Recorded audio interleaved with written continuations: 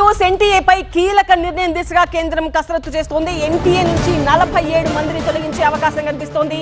కొందరిపై క్రమశిక్షణా చర్యలు తీసుకునేందుకు కేంద్రం సిద్ధమైనట్టుగా సమాచారం. నేషనల్ టెస్టింగ్ ఏజెన్సీ స్వరూపంలో సమూల మార్పులు చోటు చేసుకోబోతున్నాయి. వచ్చే నెలలో ఎన్టీఏ పునర్వ్యవస్థీకరణ చేపట్టే అవకాశం ఉంది.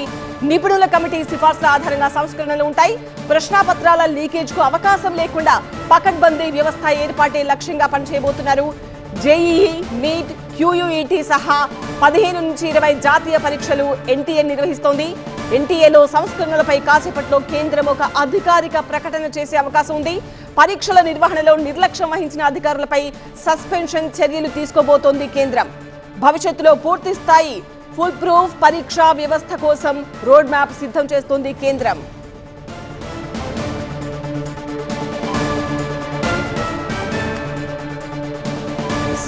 మా ఢిల్లీ బ్యూరో చీఫ్ గోపితో మరింత సమాచారం తెలుసుకుందాం. గోపి, ఎన్టీఏపై కీలక నిర్ణయాల దిశగా కేంద్రం కసరత్తు చేస్తున్నట్టుగా తెలుస్తోంది. ఆ నిర్ణయాలు ఏమేమి ఉంటాయి? అందులో విద్యాశాఖ మంత్రికి సంబంధించిన ఏమైనా నిర్ణయాలు ఉంటాయా?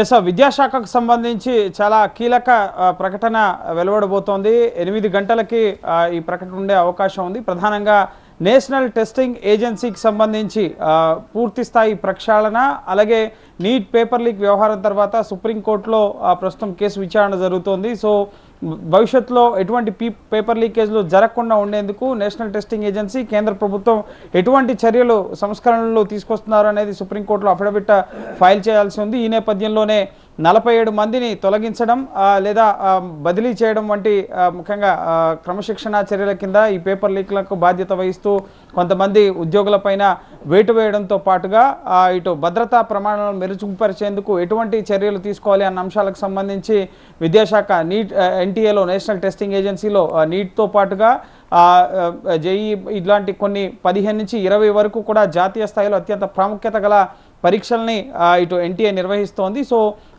ఇంత ప్రతిష్టాత్మకమైన సంస్థకు సంబంధించి కొంతమంది అవుట్సోర్సింగ్ విధానాల్లో ఉద్యోగులుగా పనిచేస్తున్నారు. దీనివల్ల కూడా పేపర్ లీకింగ్లు జరుగుతున్న పరిస్థితి, అలాగే భద్రతా ప్రమాణాలకు సంబంధించి కూడా ముఖ్యంగా పేపర్లను ఎయిర్ ఫోర్స్ విమానాల్లో తరలించడం కేవలం తాత్కాలికమైన చర్య అని చెప్పి సుప్రీంకోర్టు వ్యాఖ్యానించడం జరిగింది. సో పరీక్షల నిర్వహణకు సంబంధించి కంప్యూటర్ బేస్డ్ టెస్టులు, అలాగే డిజిటల్ లాకింగ్, పూర్తిగా పారదర్శకంగా ఎగ్జామ్ నిర్వహణ ముందు నుంచి ఎగ్జామ్ ఫలితాలు వెలువడయ్యేంత వరకు కూడా ఏ విధంగా వ్యవహరించాలి అన్న అంశాలకు సంబంధించి ఎన్టీఏలో పూర్తి సంస్కరణలకు సంబంధించి కేంద్ర ప్రభుత్వం కూడా పేపర్ లీక్లను చాలా ఇటు సీరియస్గా తీసుకుంది. కాబట్టి ఈ సంస్కరణలకు సంబంధించిన ప్రకటన చేయబోతుంది. ఎందుకంటే సుప్రీంకోర్టుకి అఫిడవిట్ ఫైల్ చేయాల్సిన నేపథ్యంలోనే ఇప్పుడు ఈ ప్రకటనకి ప్రాధాన్యత సంతరించుకుంది.